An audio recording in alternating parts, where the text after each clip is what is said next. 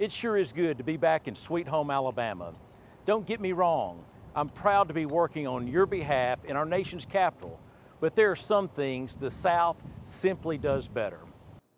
D.C. might have secret tunnels, national monuments, and centuries worth of history, but it doesn't have reliable sweet tea, Southern manners, or Phil Sandoval's. When I first got to D.C., I knew what priorities I was bringing with me: bolstering national security, supporting the local economy, and upholding conservative Christian values. What I had to learn quickly was how to get from my office in Longworth to the House floor for votes, and how to manage 3 committees meeting at the exact same time in different buildings, but I quickly learned how to balance and hit the ground running. I like to say Longworth 1337 has my name on it, but it's your office. I work for you. To date, I've had 233 meetings with folks from North Alabama in my D.C. office. And one thing is for certain, whether in D.C. or in the district, people are my priority.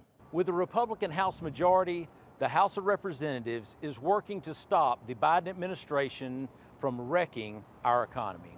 In my first 8 months in Washington, I have voted to curb wasteful government spending, repeal Biden's regulatory agenda, and rebuild America's energy independence. And that's just the tip of the iceberg. The House has taken 378 votes this year, with 12 rule bills going to the president's desk. Before ever hitting my 1-year mark in office, I've been able to introduce meaningful legislation, including the Protecting America's Agricultural Land from Foreign Harm Act and the Finish It Act, and co-sponsored 39 other pieces of legislation, including the American Confidence in Elections Act and the Fair Tax Bill.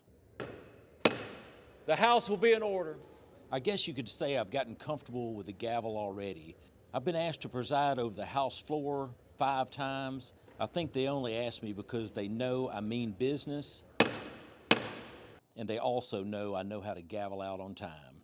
You already know I'm on 3 committees, which are the trifecta for North Alabama: Armed Services, Homeland Security, and Science, Space, and Technology. But the fun doesn't stop there. On Armed Services, I'm on 3 subcommittees: Readiness, Strategic Forces, and Cyber, Innovation Technologies, and Information Systems.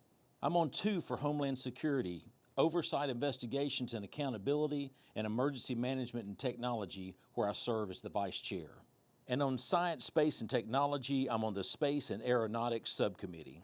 So far, these committees have held 76 hearings and countless subcommittee hearings, keeping me busy, that's for sure.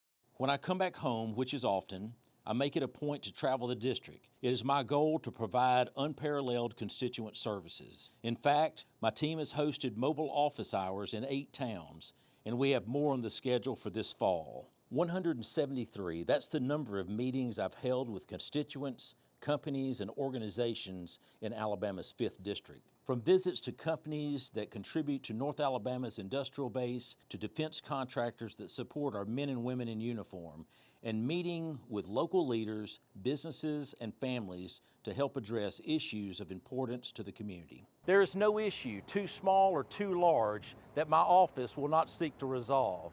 I want to ensure the 5th Congressional District has a seat at the table so we can best address the challenges facing our communities. Huntsville and Madison County are predominantly known for 2 things. The first is Redstone Arsenal. A key part of ensuring the arsenal, our organic industrial base, and our men and women in uniform have what they need is finding ways to partner with the nation's 2nd largest research park right here in Huntsville. This is where my role on the Armed Services Committee comes into play through the National Defense Authorization Act, or NDAA. This year's NDAA process was tough, but I fought for our community. There were more than 1,200 individual member priorities submitted from just committee members. Over 50% of my initial submissions, and you all sure did submit a lot, were accepted outright as either budget lines, bill text, or report language. During markup, which was the fastest NDAA markup in history, 1,059 amendments were submitted, but only 760 were considered. Out of my 32 markup amendments, 75% were adopted. By this time, we thought we were done.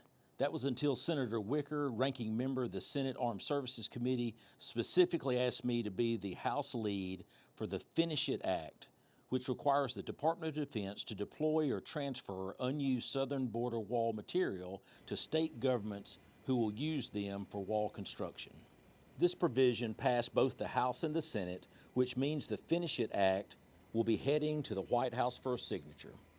All in my first NDAA alone, I've totaled up over $315 million in direct wins for this community, and we're just getting started. Now, we do still need to conference the House and Senate NDAAs, plus get the appropriations bill out the door, but we will keep fighting together to do what is best for national security. The second thing this community is known for is the Marshall Space Flight Center. Birthplace of American rocketry and propulsion, home to the Saturn V, shuttle program, and now space launch system. America doesn't get to space without Huntsville.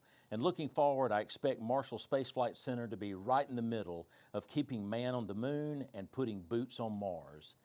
Many of you, like me, grew up hearing the thunderous tests coming from NASA's historic test stand, 4670. Since the last test in 1998, the stand has sat. A stoic reminder of Huntsville's impact on history. A couple years back, after we brokered the deal to bring Blue Origin to Huntsville, they partnered with NASA and invested more than $200 million in the test stand. This investment will bring the engine testing BE-3U and BE-4 to be used on Blue Origin's own system and for the nation's top national security launch provider, ULA. 2 weeks ago, for the first time since 1998, a rocket engine test occurred on Redstone Arsenal. And let me tell you this right here. 5 seconds duration. 3, 2, 1. Rocket City, USA is back.